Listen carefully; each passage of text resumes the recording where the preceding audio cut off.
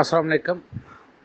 हमसे सवाल पूछा गया है कि ये लताइफ और चक्रास क्या है। हालांकि इनका जवाब हम एक अलग पोस्ट में दे बैठे हैं, लेकिन चलें दोबारा। दूसरा ये है कि हमें यही मुराकबाजात क्यों करने पड़ते हैं।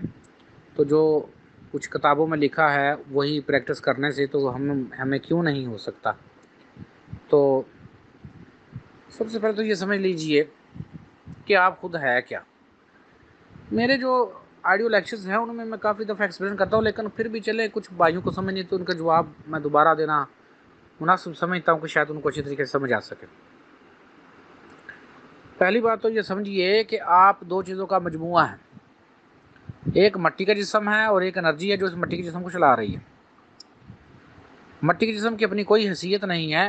एक एनर्जी जो इसके अंदर वर्किंग कर रही है उसकी सारी हैसियत है, वही सारे कुछ है। अभी वो एनर्जी वो रूह इस मट्टी के जिस्म से अलग हो तो ये मट्टी के जिस्म बिल्कुल डेड है।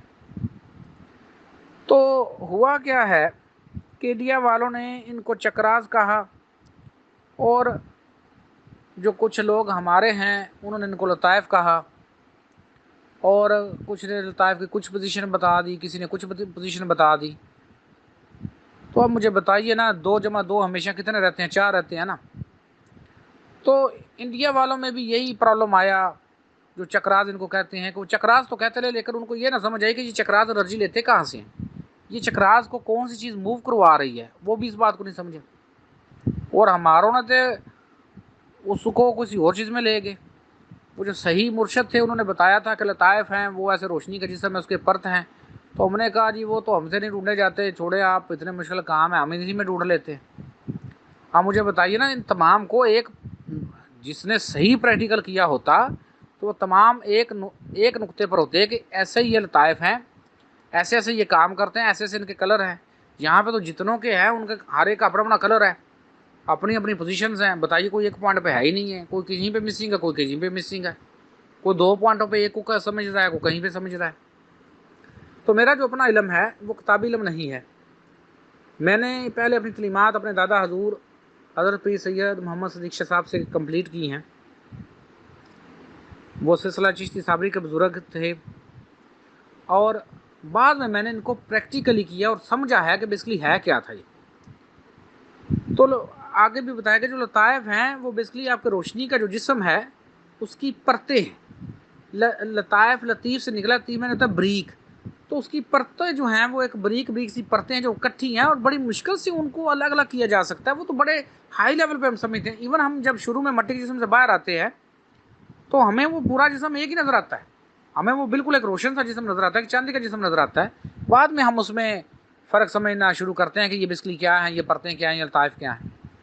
तो उनके आगे जो उन्होंने कनेक्शन बनाए हुए हैं हमारे इस मट्टी के जिस्म है, यानी जो रोशनी के जिस्म के लताइफ हैं या रोशनी का जिस्म है, उसके ने कनेक्शन बनाया हमारे मट्टी के जिस्म में। इस मट्टी के जिस्म को चलाने के लिए, इस मट्टी के जिस्म में एनर्जी देने के लिए। तो जो पहला कनेक्शन बना वो रीढ़ की पहली हड्डी, दूसरा रीढ़ की चौथी हड्डी, तीसरा मुकाम नाफ के मुकाम पर है, चौथा जो है ये दिल के साथ एंड जो रीढ़ की हड्डी है वहाँ पर है, पाँचवा गले में है, छठा ये आपकी पेशानी के अंदर है, और सातवां आपके सर के ऊपर है। तो पहले जो लताइफ हैं उनमें पहले का नाम लतीफ़ा नफ्स है, दूसरे का नाम लतीफ़ा जज्बात है, तीसरे का नाम लतीफ़ा ज़हन है।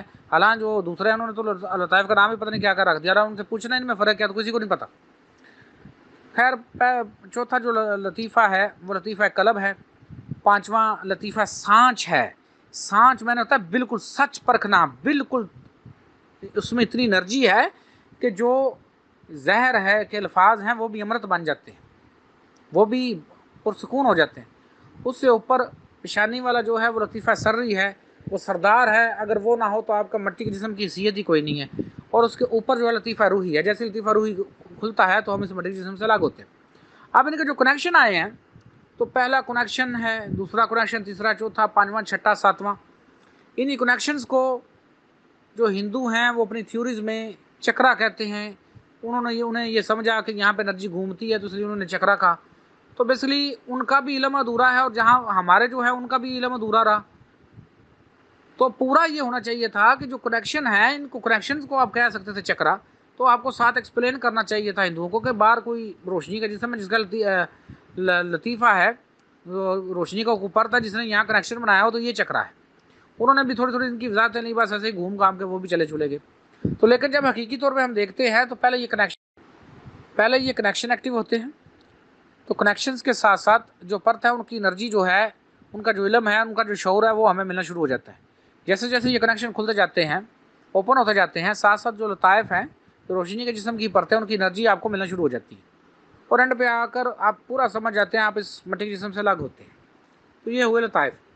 اگلا جو بھائی کا سوال ہے کہ صرف یہی مراقبہ کیوں کیا جائے، دوسری چیزیں جو ہیں وہ کیوں نہ کی جائیں. میں نے کوئی منع کیا آپ کو کسی قسم کا کچھ کرنے سے؟ بالکل کرے.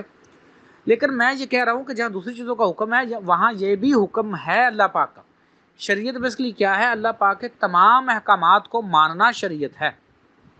تو جہاں پر دوسرے احکامات ہیں کہ یہ کرو یہ کرو یہ کرو، وہاں پر یہ بھی حکم ہے کہ وافی انفسکم ما لا تبصرون، خود تمہارے اندر تم دیکھتے کیوں نہیں، تو اپنے اندر دیکھو. تو یہ دیکھنے کا حکم اللہ کی طرف سے آ گیا نا، تو شریعت کا حکم ہے نا، تو مانو نا پھر اس کو. تو اسی طریقے سے جب آپ اس کو تمام چیزیں جو اس کی معاون ہو جاتی ہیں، آپ نماز قائم کیجئے، نماز پڑھیے، درست طریقے سے پڑھیے، سمجھ کر پڑھیے، اپنی توجہ زبان کے اوپر رکھیے، اتنی آواز میں پڑھیے وہ جو آواز آپ کے کانوں تک آئے، زبان کے اوپر دھیان کریں. آپ دیکھیں آپ کی توجہ ادھر ادھر جائے گی نہیں، آپ کا فوکس بالکل اپنی زبان پر رہے گا. تو جب آپ کا فوکس اپنی زبان کے اوپر ہے تو آپ کو خیالات نہیں آئیں گے، اور ایسے آپ بار بار مشق کریں گے تو آپ کامیاب ہو جائیں گے. جو میرا پیٹرن ہے، جو میرے اسباق ہیں، وہ صرف ایک سبق نہیں ہے. میں نے ایک پورا کورس تیار کیا ہوا ہے جس میں آپ نے قرآن پاک ترجمے کے ساتھ پڑھنا شروع کرنا ہے. ایک لائن عربی پڑھنی ہے، نیچے اس کا اردو میں ترجمہ پڑھنا ہے. پھر آپ نے صحیح طور پر نماز ادا کرنی ہے. پھر آپ نے یہ مراقبہ جات کرنے ہیں، سانس کی مشقیں کرنی ہیں. پھر آپ نے پانی پینا ہے، کسی طریقے سے پینا ہے. کھانا کھانا کسی طریقے سے کھانا ہے. محمد صلی اللہ علیہ وسلم نے ایک پورا پیٹرن دیا تھا. ہوا کیا کہ ہم نے بس اس میں سے ایک بات لے لی. جو انہوں نے آگے ہمارے اکثر جو مذہبی پیشوا بنے، انہوں نے بس وہی کام لیا جس میں ان کو پیسے آتے تھے. تو اکثر چیزیں جب انہوں نے چھوڑ دی ہیں تو وہاں پہ وہ پرابلم آیا ہے. تو جو پورا پیٹرن ہے اس کو فالو کرنا چاہیے تھا کہ پانی اس طریقے سے پینا ہے، کھانا اس طریقے سے کھانا ہے، گفتگو اس طریقے سے کرنی ہے، اس اچھے طریقے سے نماز پڑھنی ہے، قرآن کو ٹھہر کر سمجھ کر پڑھنا ہے. جب قرآن کی تلاوت ہو رہی ہو تو اس کو خاموشی کے ساتھ سننا ہے. یہ تمام چیزیں جب ہم اس کے ساتھ ملاتے ہیں تو ہمیں زیادہ کامیابی ہوتی ہے. تمام چیزیں مل کر پورا ایک پیٹرن بن جاتی ہیں، اور جب وہ پیٹرن بنتی ہیں تو ہماری کامیابی کے چانسز زیادہ بڑھ جاتے ہیں. یہ اکثر لوگوں کا مراقبے کیوں نہیں کھلتے کہ وہ ایک پوائنٹ تو لے لیا، باقی پوائنٹ چھوڑتے گئے. تو جب کہ میں نے جو پیٹرن دیا ہے، میں نے جو طریقہ کار دیا ہے، میں نے ان کو تمام چیزوں کو سمویا ہے. میں نے ان کو تمام چیزوں کو صحیح طور پر سمجھایا ہے کہ آپ نے یہ بھی کرنا، یہ بھی کرنا، یہ بھی کرنا ہے. جب وہ آپ پورا پیٹرن فالو کریں گے انشاءاللہ میرا دیا ہوا، تو بڑی جلدی آپ کو کامیابی حاصل ہوگی. امید ہے بھائی کو جواب مل گیا ہوگا. نہیں جواب کی سمجھ آئی تو دوبارہ پوچھ سکتے ہیں.